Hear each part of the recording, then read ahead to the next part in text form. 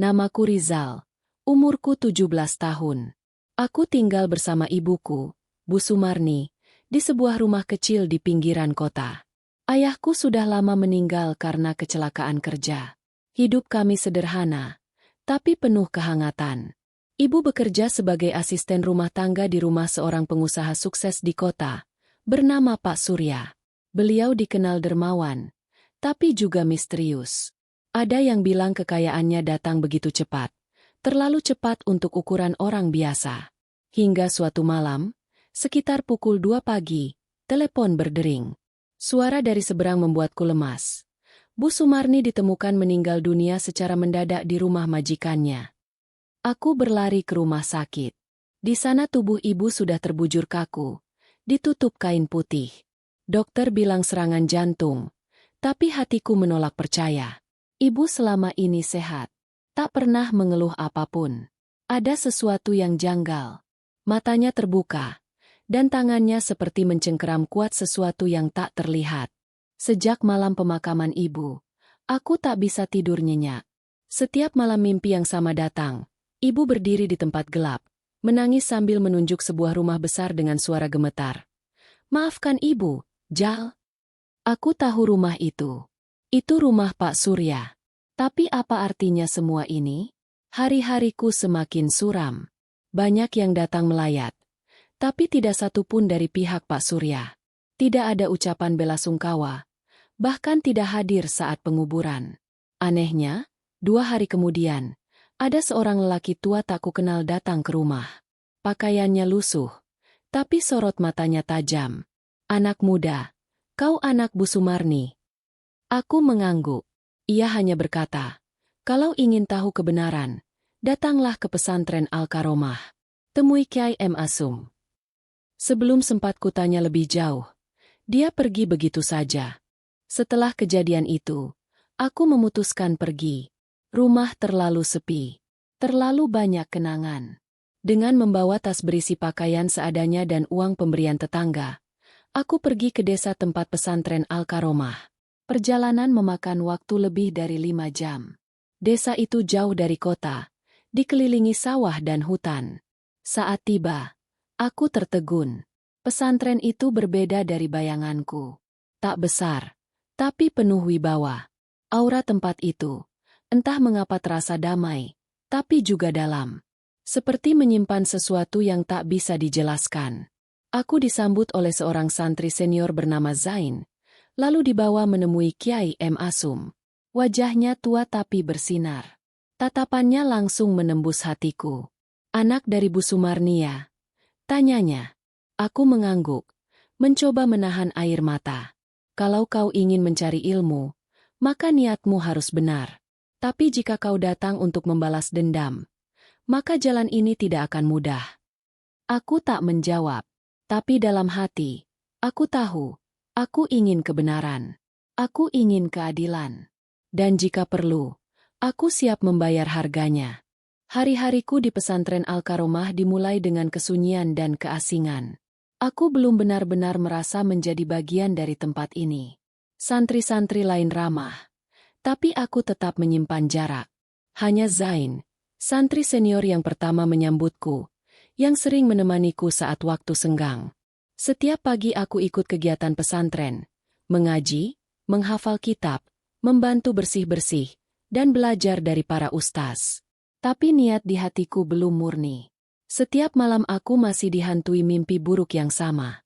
Dalam mimpi itu, ibu terus menunjuk rumah besar bergaya Eropa, rumah Pak Surya. Kali ini berbeda. Ada asap hitam yang keluar dari jendela, dan suara lirih ibu berkata, Zal, jangan takut, tapi jangan percaya semua orang. Aku terbangun dengan keringat dingin. Saat kulihat jam, pukul 2.43 dini hari. Tiba-tiba, terdengar suara azan. Tapi bukan dari masjid. Suaranya lirih, samar, berasal dari arah belakang pesantren, ke arah hutan kecil yang selama ini tidak pernah kudekati. Rasa penasaran menuntunku. Dengan langkah pelan dan senter kecil, aku berjalan menyusuri jalan setapak. Semak-semak bergoyang oleh angin malam. Suara jangkrik mendominasi. Aku terus berjalan hingga akhirnya, menemukan sebuah makam tua tanpa nama. Di sana, ada bekas dupa yang masih berasap dan sebuah kain kafan yang digantung di ranting pohon. Tubuhku gemetar. Siapa yang melakukan ritual ini di lingkungan pesantren? Langkahku mundur perlahan, tapi saat hendak kembali, aku melihat sosok berdiri di belakangku, mengenakan surban putih dan wajahnya tertutup bayangan. "Kau tak seharusnya di sini," katanya dengan suara dalam. Aku tergesa kembali ke pesantren. Tapi kejadian itu membuatku tak bisa tidur. Esok harinya aku mendatangi Zain dan menceritakan semuanya. Zain terlihat cemas. Itu makam Kiai lama. Tapi tidak sembarang orang tahu lokasinya. Dan kalau kau melihat asap dupa, berarti ada yang memanggil kekuatan selain dari Allah di sana. Aku menatap Zain penuh tanya. Di pesantren ini, Zain menunduk. Tidak semua yang pakai sorban itu tulus. Bahkan di sini, ada yang menyalahgunakan ilmu, mengatasnamakan agama, padahal niatnya gelap. Dek, jantungku berdetak cepat. "Siapa?" tanyaku pelan. Zain diam, lalu menjawab, "Itulah mengapa Kiai M. Asum hanya memilih segelintir santri untuk belajar ilmu hikmah sejati. Karena tidak semua orang layak memegangnya. Kalau kau serius, kau harus membersihkan niatmu dulu." Aku pulang ke kamar malam itu dengan hati resah.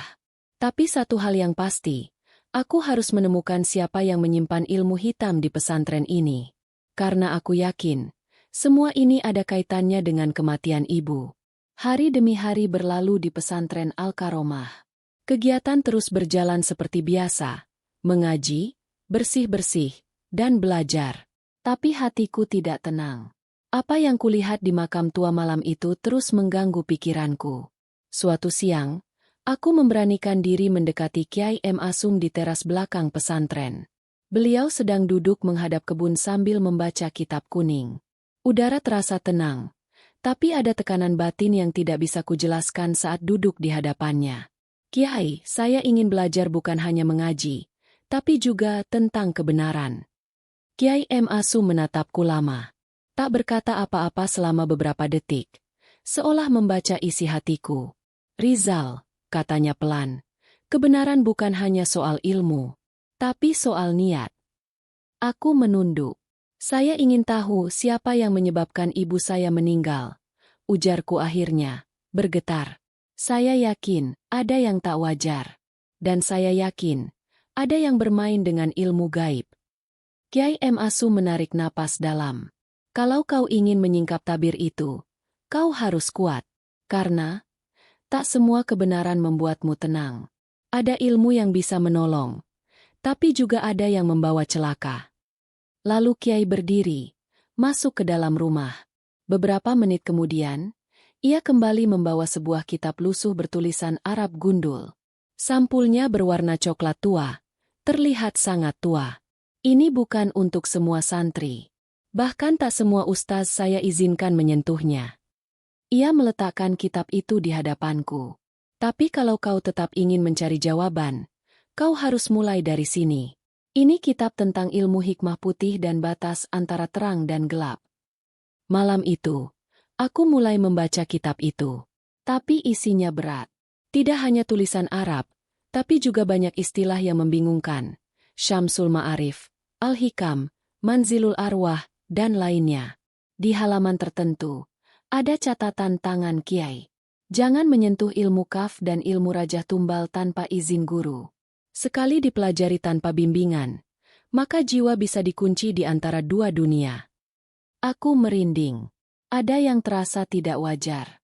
Di salah satu halaman, aku melihat simbol rajah kuno yang pernah kulihat di leher ibu saat memandikannya sebelum dikuburkan.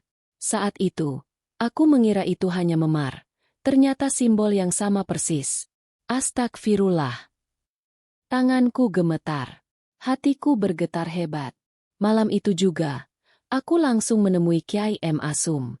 Dengan napas tersengal aku berkata, "Saya tahu sekarang. Ibu saya dijadikan tumbal." Malam itu hujan turun deras. Petir menyambar langit pesantren Al-Karomah.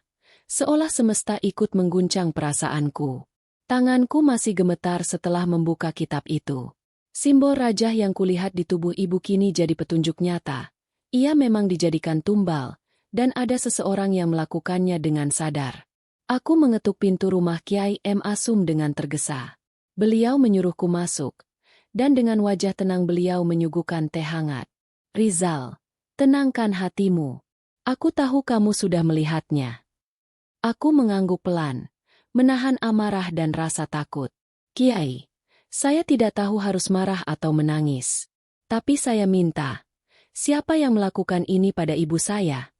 Kiai M. Asum menatap api di tungku yang menghangatkan ruangan. Lama. Lalu ia berkata, kau harus siap mendengar nama ini. Karena begitu kau tahu, hidupmu tidak akan pernah sama lagi. Aku mengangguk mantap. Nama itu adalah Surya Darmawan. Dek, aku merasa seolah jantungku berhenti berdetak. Pak Surya, mantan bos ibu, orang yang selama ini kuhormati, yang terlihat dermawan, sering bersedekah, dan membiayai banyak anak yatim? Pak Surya, dia yang menjadikan ibu saya tumbal. Tanyaku hampir berbisik. Ki M. Asum menutup matanya sebentar lalu menjawab. Dia salah satu dari segelintir orang yang mempelajari ilmu pesugihan aliran kaf. Ilmu ini hanya bisa diturunkan dengan pengorbanan nyawa. Biasanya, orang terdekat. Aku mengepalkan tangan. Kenapa ibu saya? Karena dia tahu, ibumu memiliki keturunan darah langka, dari garis keluarga penyimpan, Nurjati. Roh suci yang dijaga keturunannya sejak ratusan tahun lalu. Orang seperti itu bisa dijadikan tumbal untuk kekayaan yang tak habis 7 turunan. Mataku memanas. Nafasku berat. Jadi ibu saya bukan hanya korban, tapi juga target. Kiai mengangguk. Dan kamu, Rizal, juga sedang diawasi. Karena dalam dirimu masih ada nur itu. Aku pulang ke asrama dengan kepala penuh. Kini semua terasa berubah. Dunia ini tidak lagi sesederhana hitam dan putih. Aku sadar, aku juga bisa jadi tumbal berikutnya. Malam itu aku duduk termenung di musola kecil, sampai Zain datang menghampiri. Kau sudah tahu ya? Katanya sambil menatap kosong. Aku mengangguk. Jangan gegabah, Jal. Banyak orang yang mencoba melawan Surya, dan menghilang. Bahkan ada santri senior yang dulu memberanikan diri membuka aib itu. Sekarang jadi gila. Aku menatap Zain. Ketakutan dan tekad bercampur dalam dadaku. Aku tidak akan berhenti. Aku akan bongkar semuanya. Dan aku akan balas dendam atas apa yang terjadi pada ibu. Sejak malam itu, hidupku berubah total. Setiap langkah yang kuambil selalu terasa diawasi. Di pesantren, aku mulai merasakan ada sesuatu yang aneh. Bayangan gelap seolah mengikuti tanpa terlihat. Bahkan ketika aku sedang sendirian di kamar, aku merasakan hawa dingin yang menusuk. Aku memutuskan untuk mulai mencari informasi tentang Surya Darmawan. Dengan bantuan Zain, sahabatku yang sudah lama mengerti dunia gaib, kami berdua menyusun rencana. Kami pergi ke desa tetangga tempat Surya tinggal. Rumahnya megah, dikelilingi pagar tinggi, dengan penjaga yang tak kalah waspada. Aku mengintip dari kejauhan dan melihat beberapa orang berbaju hitam berjaga. Ini bukan orang biasa, Zal, bisik Zain. Mereka pengikut Surya. Jangan sampai ketahuan. Aku mengangguk pelan. Tapi di hatiku ada api membara. Aku harus tahu apa yang sebenarnya terjadi. Malam itu, aku bermimpi buruk. Dalam mimpiku, aku melihat ibu dengan wajah pucat, terikat dengan rantai berlapis rajah di sebuah ruangan gelap. Di sekelilingnya, bayangan-bayangan hitam mengerikan menari-nari sambil melantunkan mantra-mantra yang tak ku mengerti. Suara bisikan nyaris tak terdengar berkata, Nurjati, tak boleh lepas. Aku berusaha meraih ibu, tapi tubuhku terasa berat. Tiba-tiba, bayangan hitam besar muncul, menutup pandanganku. Aku terbangun dengan napas tersengal. Keringat membasahi tubuh. Zain yang tidur di sebelahku terbangun dan bertanya, "Kau mimpi apa, Zal? Wajahmu pucat." Aku hanya menggeleng. Tapi aku tahu ini bukan sekadar mimpi. Ini peringatan. Hari berikutnya di pesantren, Aku menyadari ada seseorang yang mengikutiku diam-diam. Aku mencoba menghadapinya, tapi saat kulirik, sosok itu menghilang begitu cepat. Aku mulai curiga, ada mata-mata surya di sini. Ini lebih berbahaya dari yang kubayangkan. Aku berbisik kepada Zain. Kita harus lebih hati-hati. Kalau sampai diketahui aku mencari tahu, aku bisa jadi target berikutnya. Zain mengangguk. Wajahnya serius. Kita perlu perlindungan Kiai M. Asum. Ilmu dia satu-satunya yang bisa melindungi kita dari pengaruh hitam surya. Pagi itu, aku bergegas menuju rumah Kiai M. Asum. Hatiku campur aduk antara harap dan takut. Aku tahu, jalan yang akan kutempuh tidak mudah, bukan hanya melawan manusia, tapi juga melawan kegelapan yang tak terlihat. Ki menyambutku dengan senyum penuh kebijaksanaan. Namun matanya tajam menyiratkan keseriusan. Rizal, ilmu yang akan kau pelajari bukan sekadar mantra atau doa. Ini ilmu untuk melawan kegelapan yang sudah berakar kuat. Kau harus bersiap secara fisik dan jiwa. Aku menunduk, menyadari ini lebih berat dari yang kubayangkan. Kiai kemudian memberikan sebuah keris pusaka yang berhiaskan ukiran rumit. Ini bukan sembarang keris. Ini warisan para wali yang digunakan untuk menolak ilmu hitam. Pegang keris ini dengan niat tulus, dan jangan pernah ragu. Kiai memulai ritual penyucian jiwa. Di tengah malam, di ruang khusus pesantren yang dipenuhi minyak wangi dan dupa, aku diminta duduk bersila. Kiai melantunkan doa-doa dalam bahasa Arab kuno.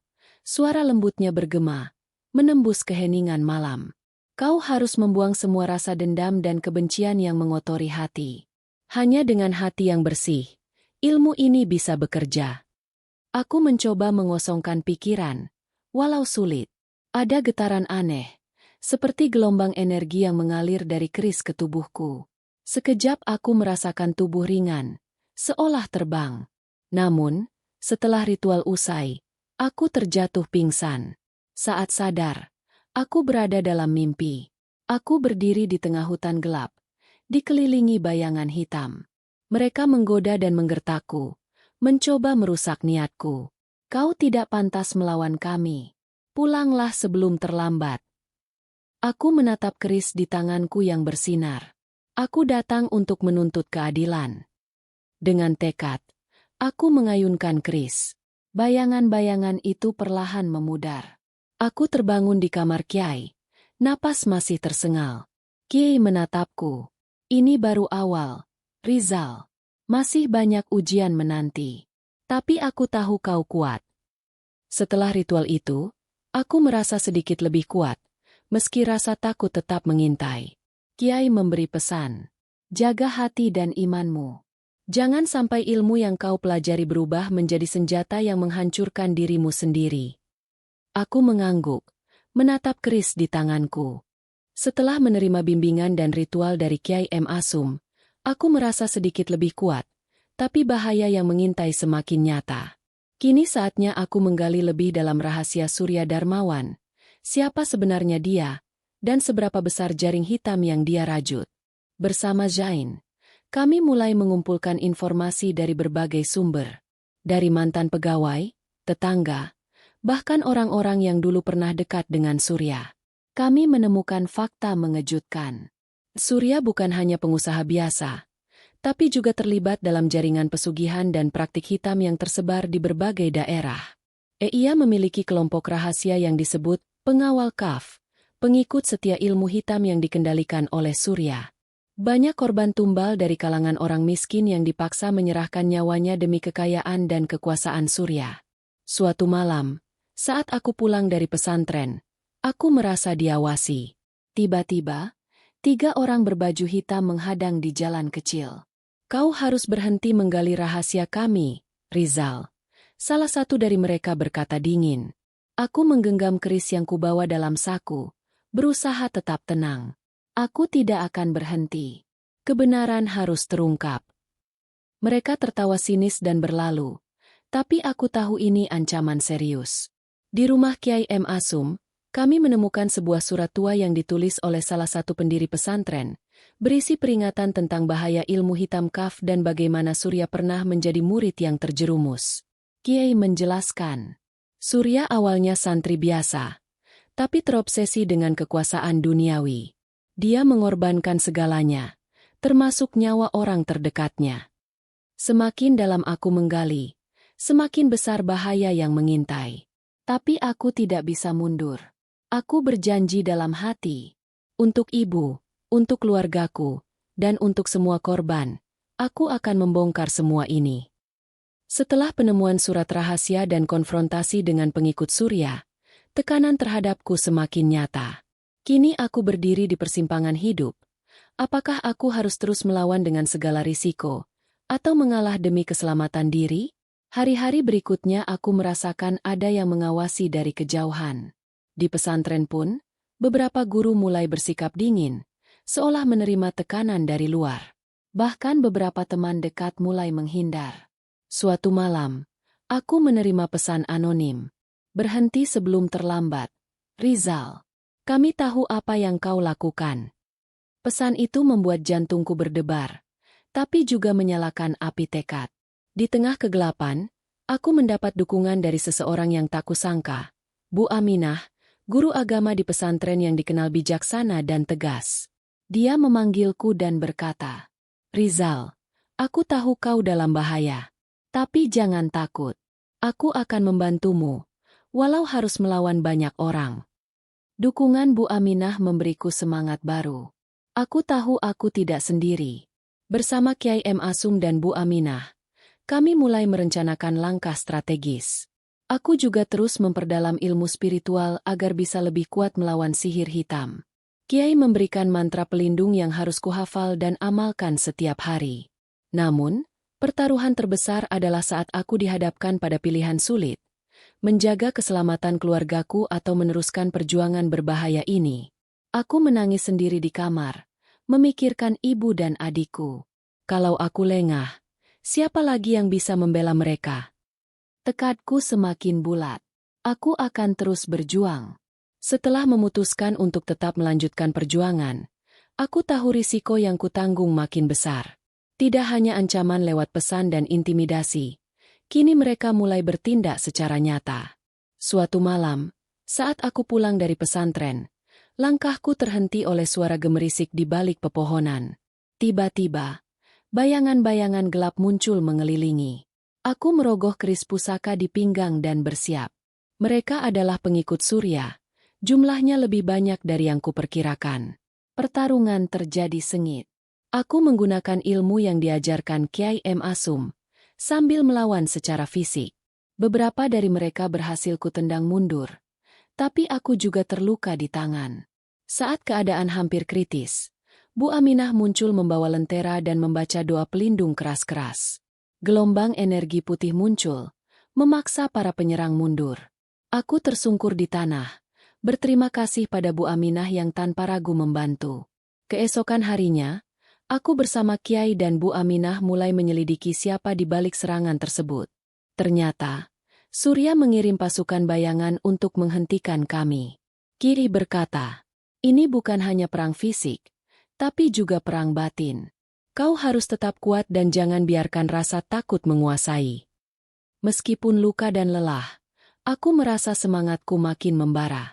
Aku sadar, perjuangan ini bukan hanya untukku, tapi untuk semua yang pernah menjadi korban. Aku berjanji pada diri sendiri. Aku akan membongkar jaring hitam ini sampai tuntas.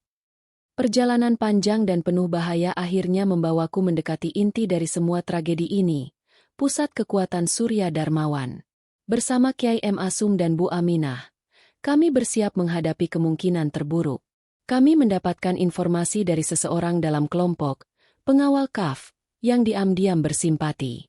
Namanya Fikri, mantan santri yang dulu juga pernah dibimbing Kiai M. Asum sebelum disesatkan oleh Surya. Fikri mengungkap lokasi sebuah vila tua di tepi hutan Gunung Merapi, yang konon menjadi tempat Surya melakukan ritual utama pesugihannya. Di sanalah banyak nyawa dikorbankan, termasuk ibumu, Rizal, kata Fikri lirih. Dengan hati bergetar, aku, Kiai, Bu Aminah, dan Fikri menuju vila tua itu. Sepanjang perjalanan, suasana mencekam. Hujan rintik turun dan kabut mulai menyelimuti hutan. Ketika sampai, villa itu tampak seperti bangunan mati, sunyi, lembab, dan dipenuhi aura negatif. Tapi aku tahu, itulah tempat di mana ibuku dijadikan tumbal. Kami menyusup masuk. Di ruang bawah tanah, kami menemukan ruang ritual penuh simbol-simbol kuno, darah kering di lantai, dan bekas lilin hitam yang telah mencair. Fikri menggigil, lalu menunjuk sebuah sudut. Di sana, di bawah altar itu, dikubur roh-roh korban, termasuk ibumu. Air mataku menetes. Tapi sebelum sempat mendekat, suara berat bergema. Akhirnya kamu datang juga, Rizal. Dari balik kegelapan, Surya Darmawan muncul. Wajahnya sudah tak seperti manusia biasa. Mata merah membara, tubuhnya dilapisi semacam jubah kabut. Ia tidak sendiri. Beberapa makhluk hitam tak berbentuk berdiri di belakangnya, siap menyerang kapan saja. Kau pikir bisa merusak kerajaan yang kubangun dengan nyawa? Kau anak bodoh. Tapi aku tidak gentar. Aku bukan anak kecil lagi, Surya. Aku datang untuk mengakhiri semua ini. Kiai M. Asum mulai membaca ayat-ayat suci.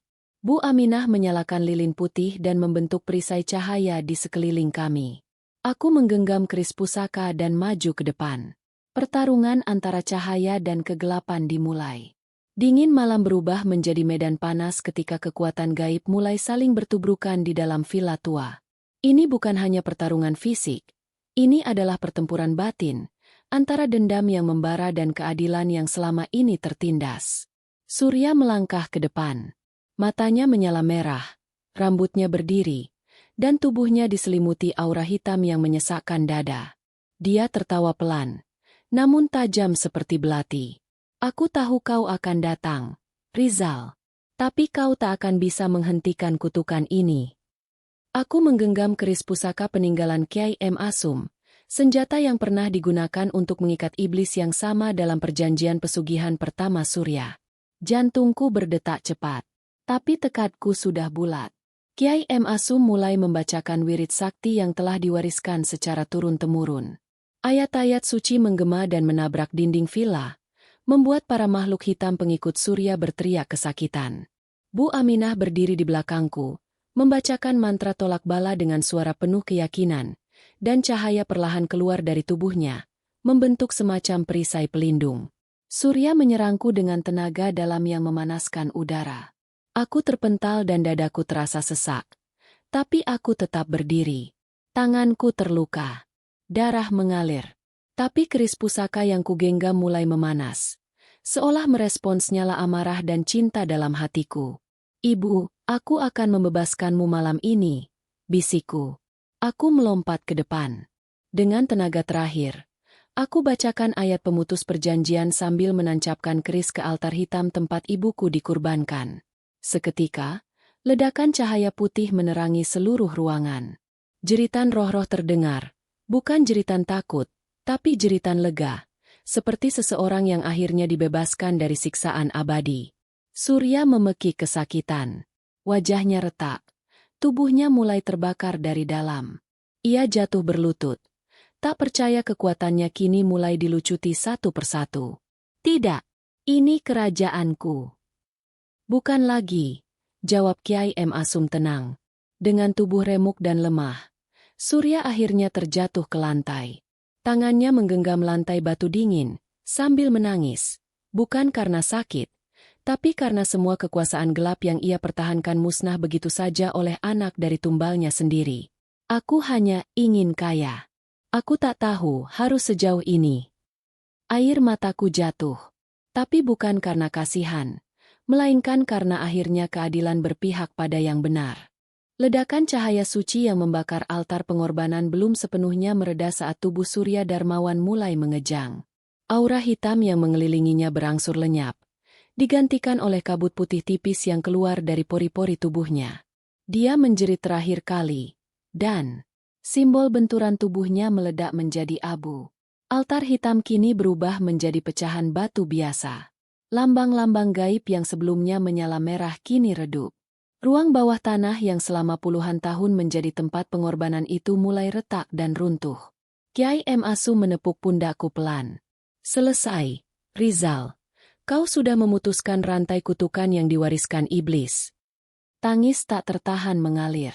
Bukan tangis kesedihan, tapi kelegaan.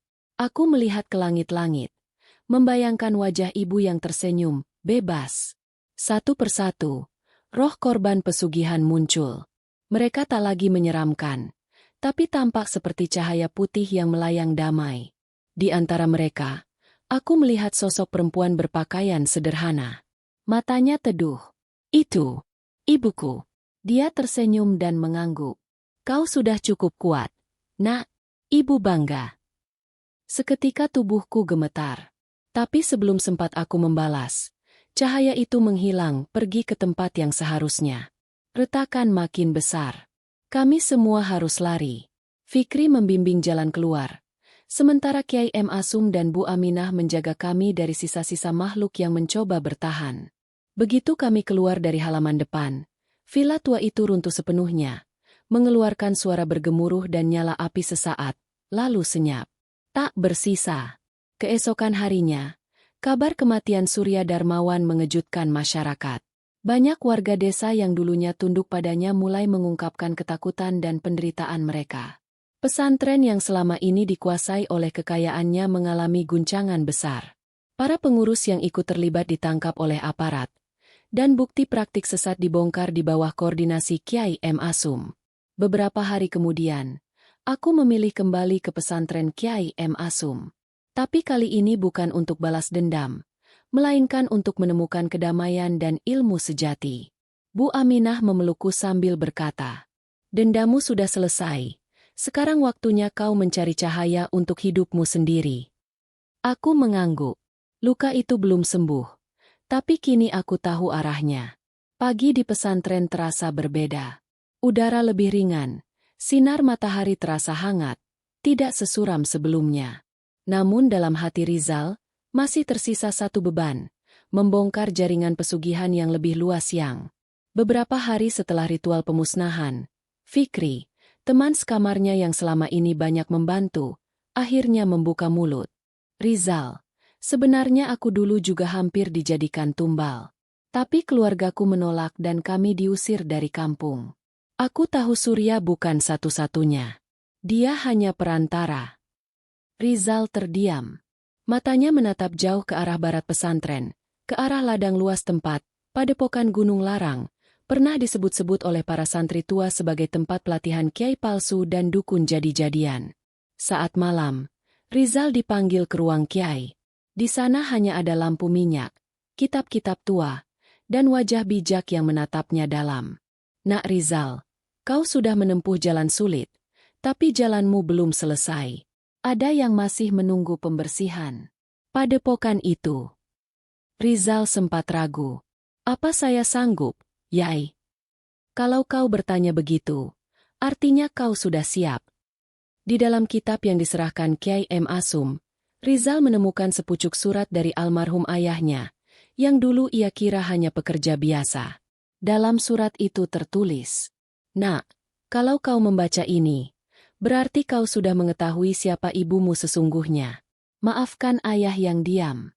Surya bukan hanya bos ayah, tapi juga pelaku yang menumbalkan ibumu. Dan ayah tidak mampu melawan. Tapi kamu bisa." Tangannya bergetar. Air mata menetes di atas kertas rapuh itu. Malam itu juga, Rizal mengambil keputusan. Ia mengemas tasnya, membawa sedikit bekal, kitab doa, dan keris peninggalan ibunya yang kini telah dibersihkan dari kutukan. Fikri memutuskan ikut menemaninya. "Kita selesaikan ini sampai ke akar-akarnya." Kiai M. Asum memberkati mereka di gerbang pesantren. Di belakangnya, Bu Aminah hanya menangis tanpa suara, memandangi dua santri muda berjalan ke arah gunung yang dikelilingi kabut hitam. Langit di atas Gunung Larang tampak muram.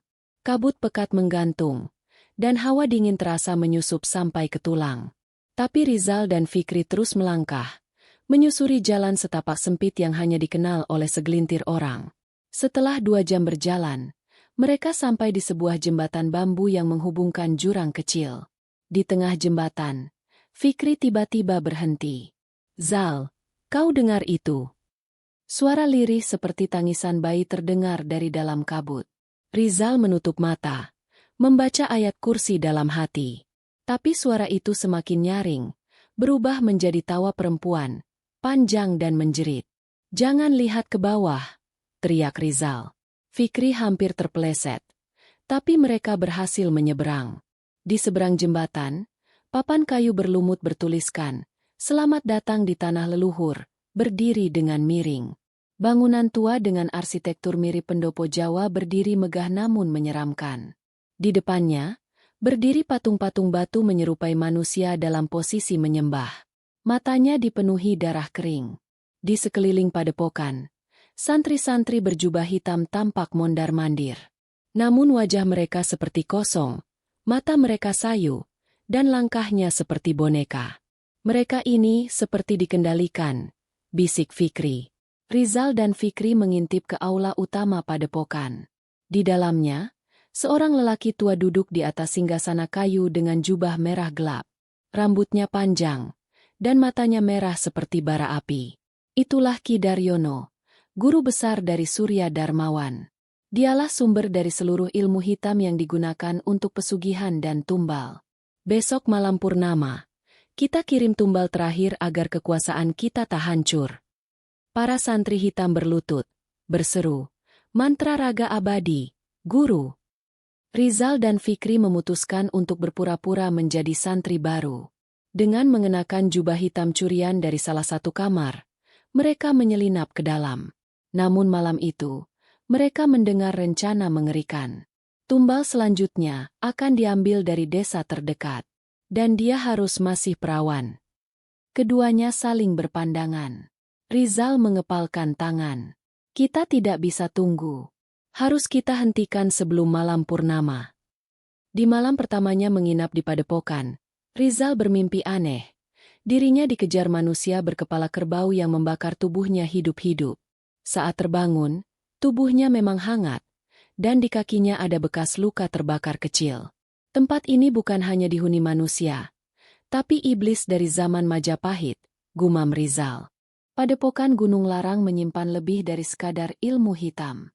Di ruang terdalam, tersembunyi kitab tua berisi ajaran kuno pemanggil iblis yang konon diwariskan sejak masa kerajaan kuno. Malam itu, Rizal dan Fikri nekat masuk ke ruang paling terlarang di padepokan, perpustakaan bawah tanah. Mereka menemukan sebuah tangga rahasia di balik altar utama. Tangga itu menurun ke bawah tanah yang gelap dan pengap. Dindingnya dipenuhi simbol-simbol kuno berwarna merah seperti darah, dan bau anyir menusuk. Di tengah ruang itu, ada satu peti besi berlapis mantra. Dengan membaca doa-doa perlindungan yang diajarkan Kiai Ghazali, Rizal berhasil membukanya. Di dalamnya, kitab kulit manusia bertuliskan, "Mantra raga abadi." Catatan ritual pesugihan, pengorbanan manusia setiap purnama. Silsilah guru besar pesugihan, dari abad ke-14 hingga Surya Darmawan dan Ki Daryono. Ini bukti semuanya.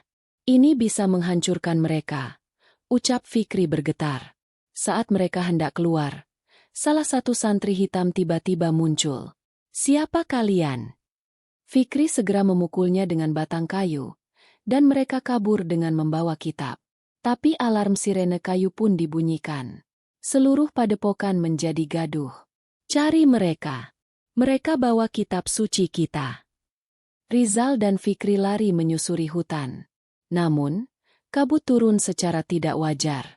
Suara makhluk-makhluk mengerikan terdengar di balik pepohonan. Anjing berkepala ular. Wanita bermata hitam dan tangan terbalik. Santri-santri yang berubah menjadi wujud iblis. Mereka berdua berhasil bersembunyi dalam gua kecil dan semalaman hanya bisa membaca doa-doa pelindung sambil memegangi kitab. Saat fajar mulai muncul, Rizal bermimpi bertemu ibunya. Sosok almarhumah ibunya, mengenakan mukena putih, memeluknya. "Ibu ikhlas. Rizal, jangan biarkan lebih banyak nyawa jadi korban. Ini jalanmu." Tangis Rizal pecah. Ia sadar, perjuangannya bukan sekadar untuk balas dendam, tapi untuk menyelamatkan jiwa-jiwa tak berdosa dari keserakahan para pemuja iblis. Sebelum melanjutkan pelarian, Fikri berkata, Kita harus ke pesantren Kiai Ghazali. Hanya beliau yang bisa membuka dan memusnahkan kitab ini. Rizal mengangguk. Dan kita akan kembali. Bukan hanya membawa kebenaran, tapi menghancurkan kejahatan sampai ke akar-akarnya. Setelah pelarian panjang dan penuh teror dari padepokan Gunung Larang, Rizal dan Fikri akhirnya tiba kembali di pesantren Al-Hikmah, tempat mereka dahulu menimba ilmu. Pagi itu, suasana pondok sunyi, hanya suara ayam dan langkah kaki para santri yang masih mengaji di serambi. Mereka langsung menuju rumah Kiai Ghazali, membawa kitab terlarang yang menjadi kunci kehancuran padepokan hitam. Kiai Ghazali, yang sudah menunggu sejak subuh karena mendapat firasat melalui mimpi, menyambut mereka dengan tatapan tenang namun serius. Bismillah, ini kitabnya. Kiai, semua bukti ada di dalam, kata Rizal sambil menyerahkan kitab. Kiai Ghazali membuka kitab tersebut dengan hati-hati, membacakan beberapa ayat perlindungan, lalu membaca lembar demi lembar. Matanya memerah menahan marah dan sedih saat membaca. Nama-nama yang menjadi tumbal. Tanda tangan Darah Surya Darmawan, Bos Rizal. Instruksi ritual dari Ki Daryono, pemimpin padepokan Gunung Larang. Daftar santri yang dilatih menjadi penjaga iblis. Innalillahi. Mereka menjadikan agama sebagai topeng demi kekuasaan, bisik Kiai Ghazali getir. Hari itu juga, Kiai Ghazali mengundang sejumlah ulama sepuh, tokoh masyarakat, dan diam-diam memanggil aparat khusus dari kepolisian yang sejak lama menyelidiki aktivitas ilegal Surya Darmawan. Mereka membaca kitab itu, menyimak testimoni Rizal dan Fikri, dan menyaksikan rekaman ritual yang Fikri ambil diam-diam.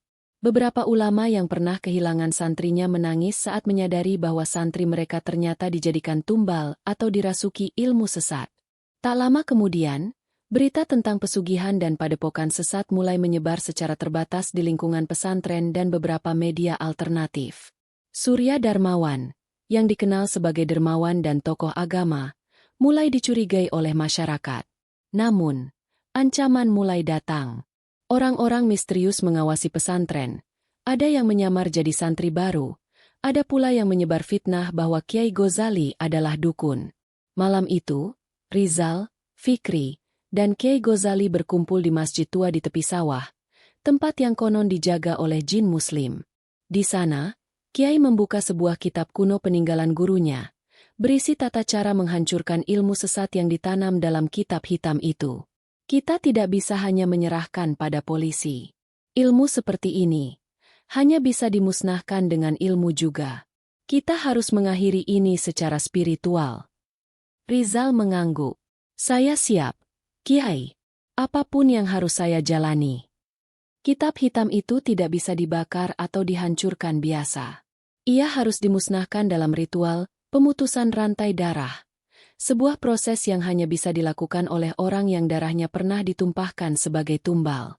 Kau, Rizal, mewarisi darah ibumu.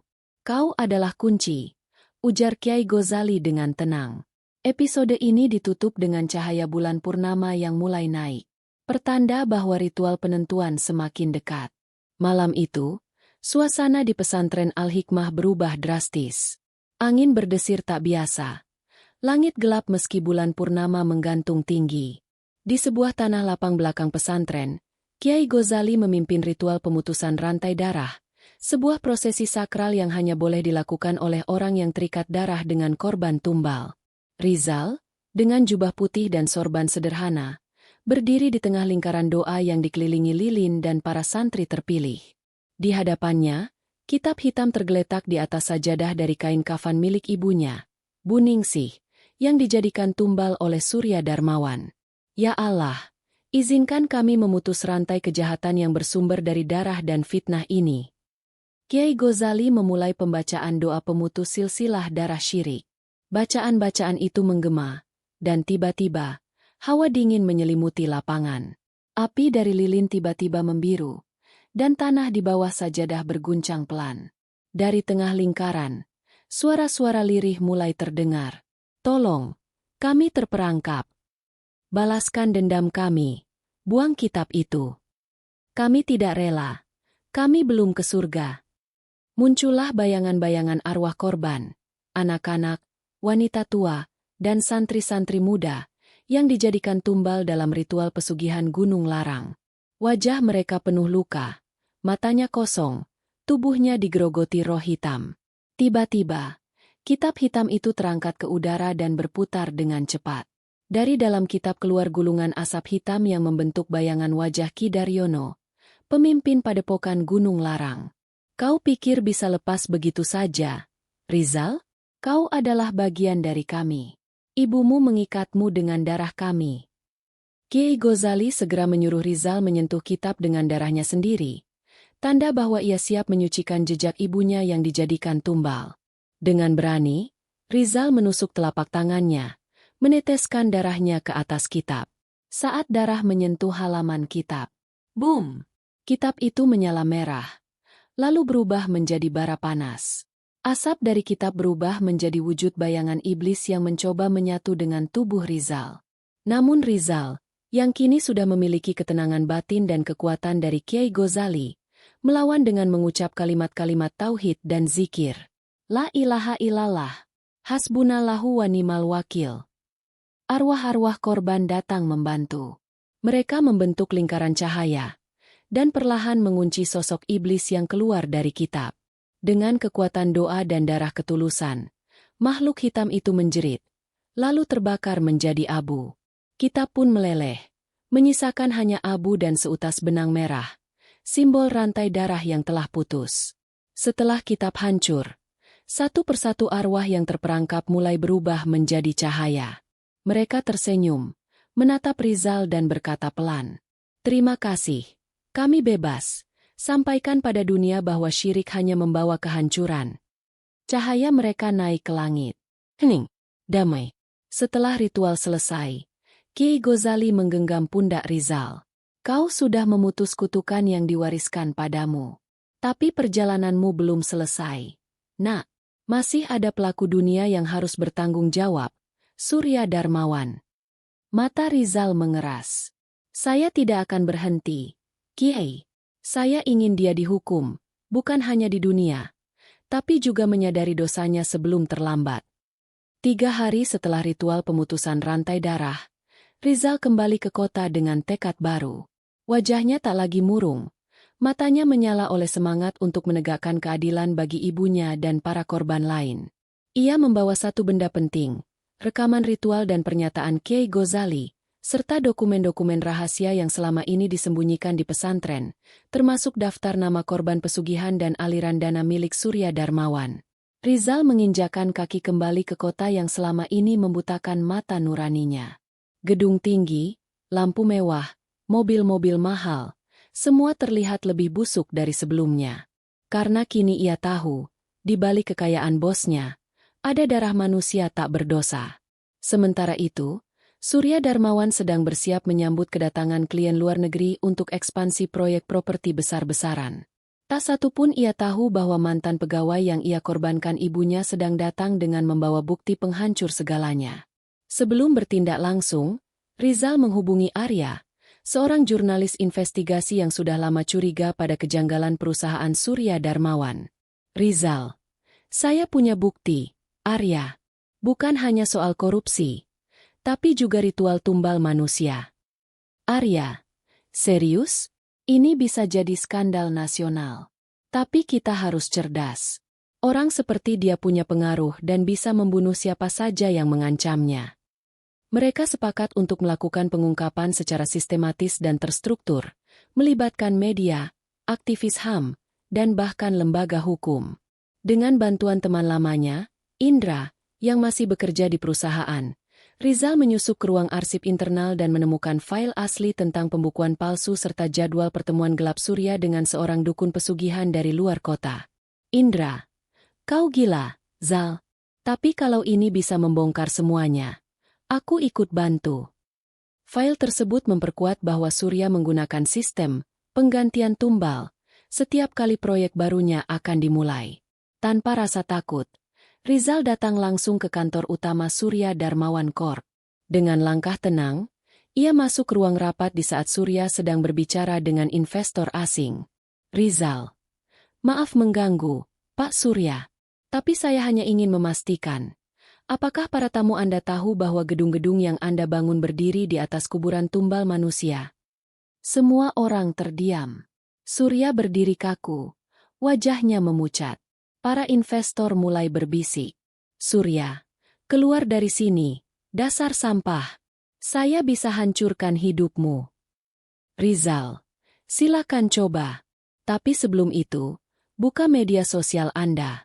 Video ritual, rekaman pengakuan Kiai Ghazali, laporan keuangan palsu, semua sudah saya sebarkan. Beberapa menit setelah itu, media nasional dan internasional mulai meliput skandal tersebut. Tajuk utama muncul. Pengusaha terkemuka diduga lakukan ritual tumbal manusia untuk kesuksesan bisnis. Pengakuan mengejutkan. Santri bongkar ritual pesugihan di balik proyek properti Megawah. Keesokan harinya, Surya Darmawan resmi ditetapkan sebagai tersangka oleh kepolisian. Ia mencoba melarikan diri namun berhasil ditangkap di pelabuhan saat hendak kabur ke luar negeri. Di ruang tahanan, ia hanya bisa menatap kosong sambil berkata, "Aku tak takut mati. Aku sudah menyerahkan jiwaku sejak lama." Tapi tidak ada makhluk gaib yang menolongnya kali ini. Kontraknya telah putus. Rizal memilih untuk tidak kembali bekerja di dunia bisnis. Ia menetap di pesantren Al-Hikmah, membantu Kiai Ghazali mengajarkan anak-anak muda tentang bahaya syirik, kekuasaan gelap, dan pentingnya iman serta keadilan. Ia juga rutin mengisi seminar di kampus dan komunitas, berbagi kisah nyata yang mengubah hidupnya. Jangan pernah menukar iman dengan harta. Karena tidak ada kekayaan yang cukup berharga untuk menggantikan satu nyawa yang terenggut oleh keserakahan. Setelah semua kegemparan dan keadilan ditegakkan, Rizal memutuskan kembali ke rumah lamanya. Rumah kecil yang kini terasa sunyi tanpa kehadiran Ibu Lilis. Rumah itu sudah lama kosong sejak ibunya hilang dan dijadikan tumbal oleh Surya. Kini, Rizal ingin membersihkan semuanya dan mungkin menemukan sisa-sisa kenangan terakhir.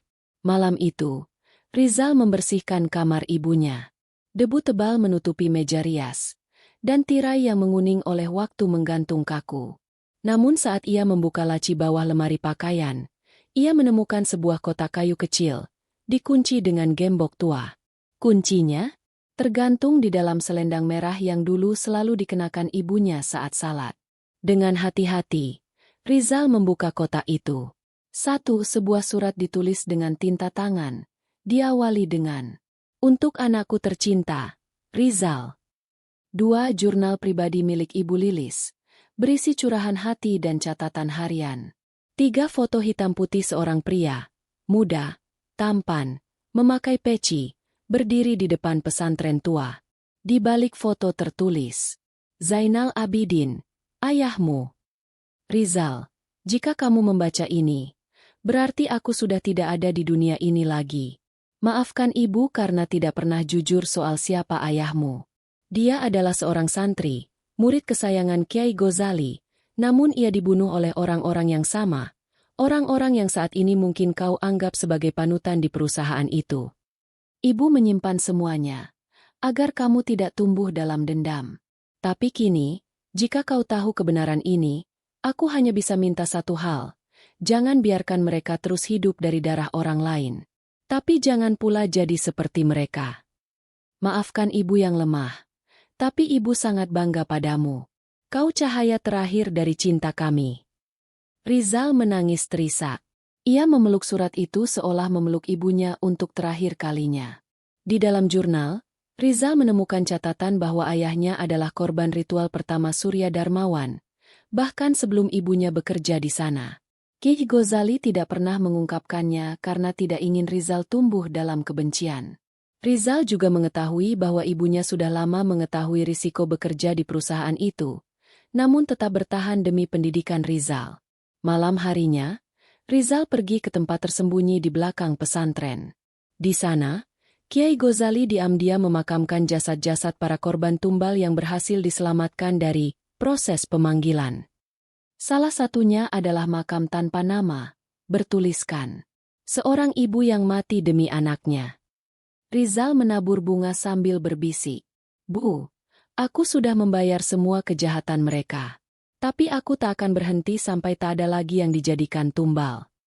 Di akhir episode ini, Rizal mendeklarasikan pembentukan Yayasan Cahaya Langit, sebuah gerakan yang akan membantu korban-korban penipuan spiritual dan pesugihan, mengedukasi masyarakat soal bahaya ritual syirik dan okultisme, dan menyebarkan nilai-nilai kebenaran lewat media, pesantren, dan sekolah.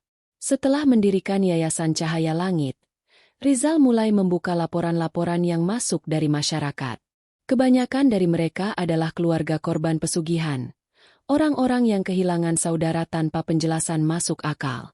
Tapi satu laporan menarik perhatiannya. Laporan itu datang dari seseorang yang menggunakan nama samaran, Nurani. Dalam laporannya, ia menyebut satu nama, Romi Wibowo, Direktur Operasional perusahaan lama tempat ibumu bekerja.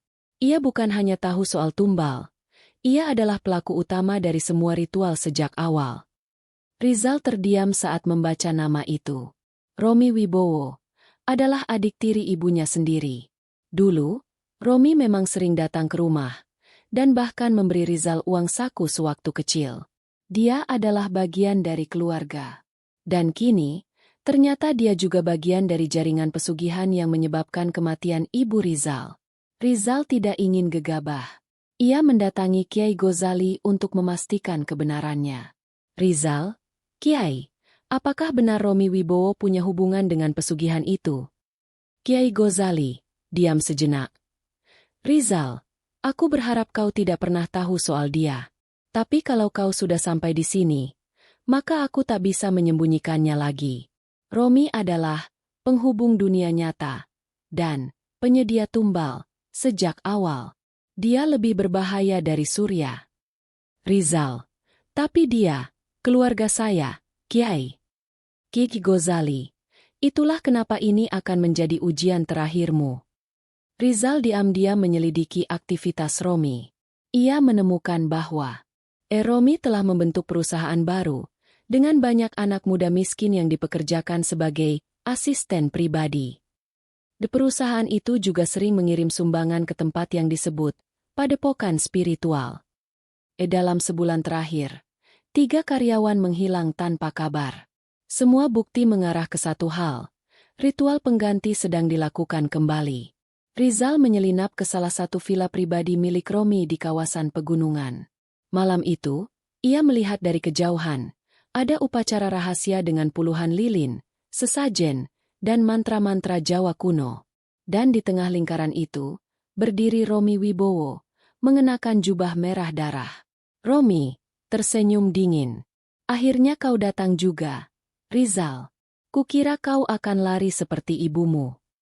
Rizal yang meledak emosinya langsung menyerang, tapi dihentikan oleh 2 penjaga berbadan besar. Romi, kau pikir aku takut padamu? Aku sudah mempersembahkan 7 nyawa, dan sebentar lagi yang ke-8. Tiba-tiba, dari balik bayangan, muncullah Kiai Ghazali bersama puluhan santri bersenjata doa dan kitab. Malam ini bukan malam kekuatanmu, tapi malam kehancuranmu. Terjadi bentrok hebat antara para penjaga Romi dan para santri. Ritual terputus. Api lilin padam satu persatu. Romi mencoba melarikan diri tapi dihentikan Rizal. Kau adalah keluarga. Tapi aku tak akan membiarkan darah keluarga terus mengalir demi kekayaanmu.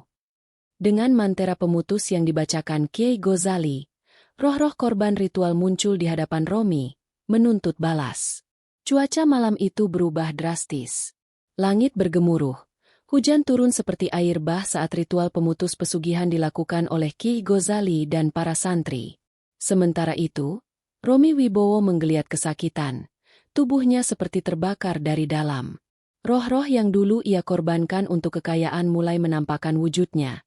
Bukan lagi sekadar bayangan, tapi arwah yang mengutuk. Tiba-tiba, satu sosok wanita muncul di antara kabut, Ibu Rizal.